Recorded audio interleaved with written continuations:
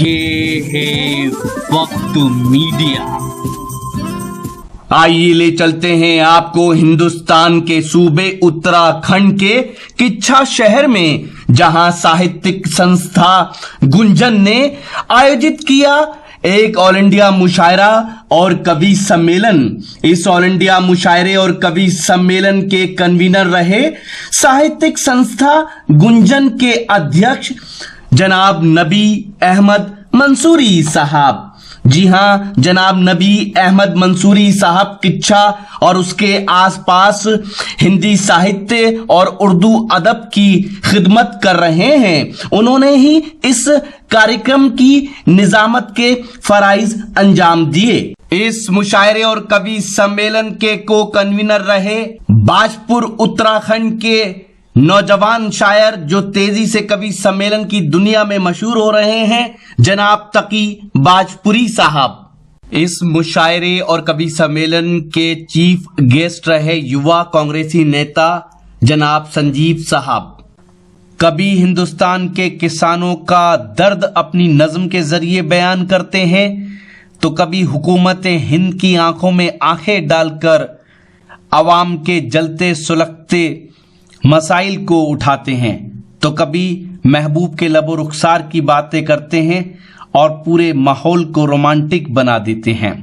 जी हां, अपनी शायरी के जरिए मुख्तलिफ मौजूआत पर शेर कह के लोगों का दिल जीतना आता है खालिद सुल्तानपुरी से। देखिए इस मुशायरे में कैसे उन्होंने कमाल दिखाया। नगर का मेला सतपाल जी ने दिखा दिया हमें। अब मैं थोड़ा सा मिजाज को चेंज करना चाहता हूँ। आप लोग शायरी सुनने के शौकीन हैं, मैं आपको शायरी सुनाने जा रहा हूँ और एक ऐसे नौजवान को दावत सुखन दे रहा हूँ जो कि सुल्तानपुर से चलकर यहाँ पर पहुंचे हैं, भाई खालिद सुल्तानपुरी साहब। खालिद सुल्तानपुरी साहब तशरीफ लाए और मैं उनको ये 4 मिसरे याद देना चाहता हूँ कि शाम होते ही शम्स ढलता है, सुबह होते ही फिर निकलता है। शाम होते ही शम्स ढलता है, सुबह होते ही फिर निकलता है और कामयाबी उसी को मिलती है जो वक्त के साथ साथ चलता है, वक्त के साथ साथ चलता है। भाई खालिद सुल्तानपुरी साहब अपने कलाम के साथ। जनाब नबी अहमद मंसूरी जी के हुक्म पर आपके दयार में मेरी पहली हाजिरी। मैं ये अर्ज करता चलूं कि मैं सुल्तानपुर पट्टी से आता हूं और सुल्तानपुर पट्टी के बगल में दरिया बहता है जिसे कोसी नदी कहते हैं।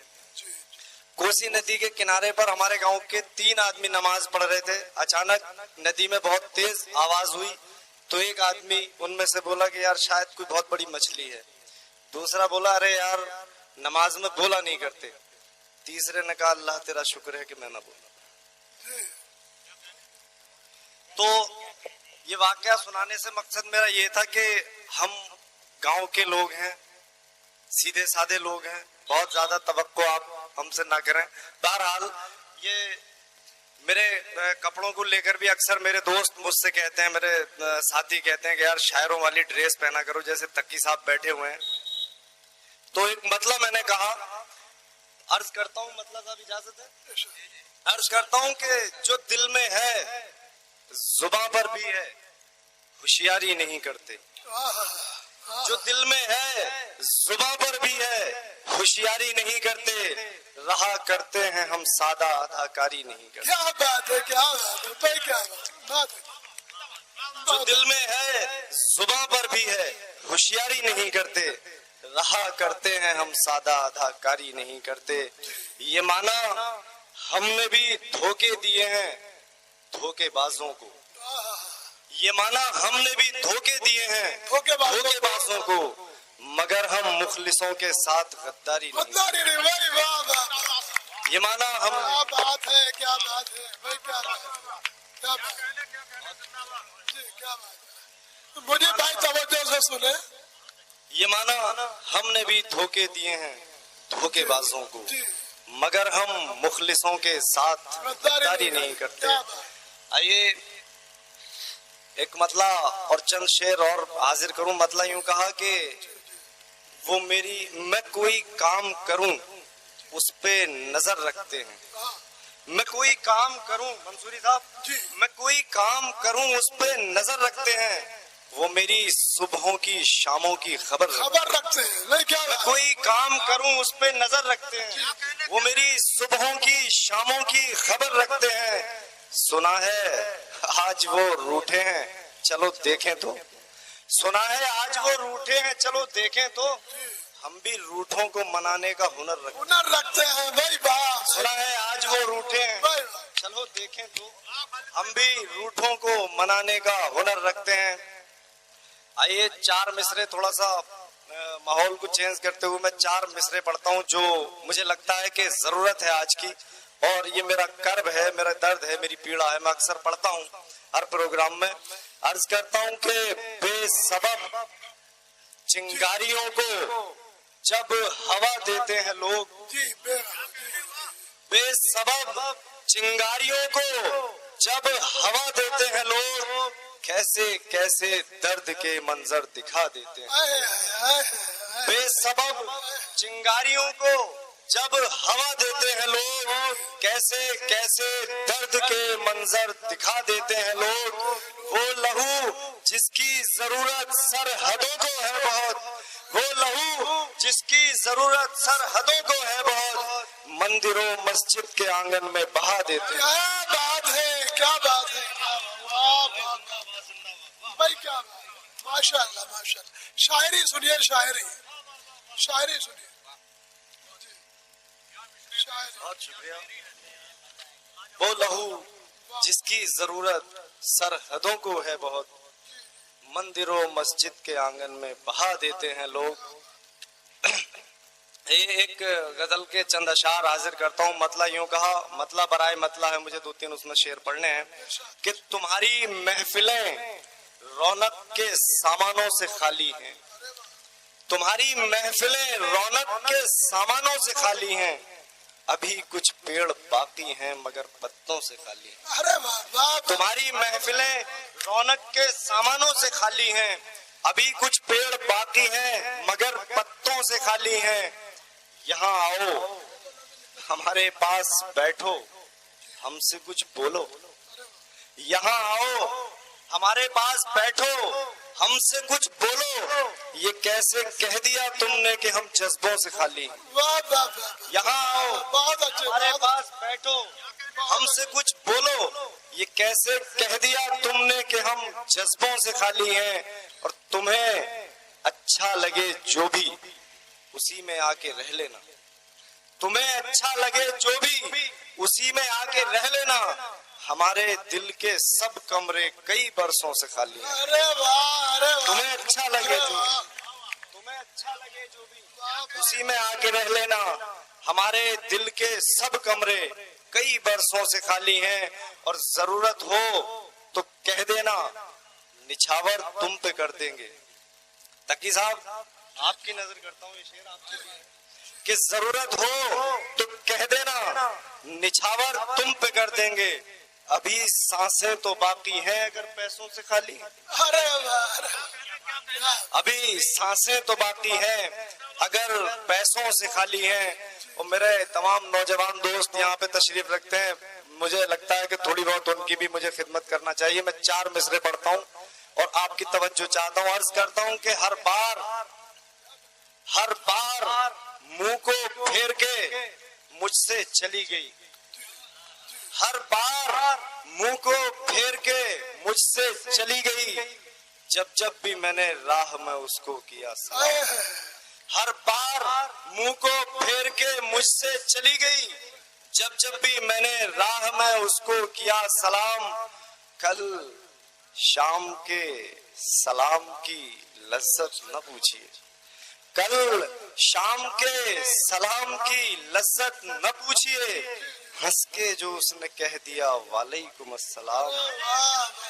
कल शाम के सलाम की लज्जत न पूछिए, हंस के जो उसने कह दिया वालेकुम अस्सलाम। बहुत बहुत शुक्रिया आपका, बड़ी मोहब्बतों से आपने सुना। मैं एक नज्म पढ़ के अपनी जगह लूंगा। मैंने अर्ज किया था मैं देहात से आता हूँ। देखिए साहब, सरकारें बदलती रहती हैं, वक्त बदलता रहता है, लेकिन एक चीज कभी नहीं बदली और वो है हम किसानों की तकदीर। तो चूंकि मैं गांव से आता हूं, किसान का बेटा हूं, इसलिए गांव का दर्द लेके मैं आपके यहाँ हाजिर हुआ हूं और मैं नज्म हाजिर करके अपनी जगह लूंगा। इजाजत है, मैं नज्म हाजिर। बिल्कुल पढ़िए, बिल्कुल पढ़िए। नज्म यहाँ से शुरू होती है कि हमारा फलसफा क्या है, हमारी जिंदगी क्या है। हमारा फलसफा क्या है, हमारी जिंदगी क्या है। सुने पहरी हुकूमत दिल अगर सीने में रखती है। हमारा फलसफा क्या है, हमारी जिंदगी क्या है। सुने पहरी हुकूमत दिल अगर सीने में रखती है। हम ऐसे लोग हैं बर्बादियां जिनका मुकद्दर है। हम ऐसे लोग हैं बर्बादियां जिनका मुकद्दर है, जिन्होंने आज तक इंसाफ का चेहरा नहीं देखा। क्या बात है, क्या बात है। हम ऐसे लोग हैं, पढ़िए। भैया मैं दरखास्त कर रहा हूँ थोड़ी देर के लिए, ये सब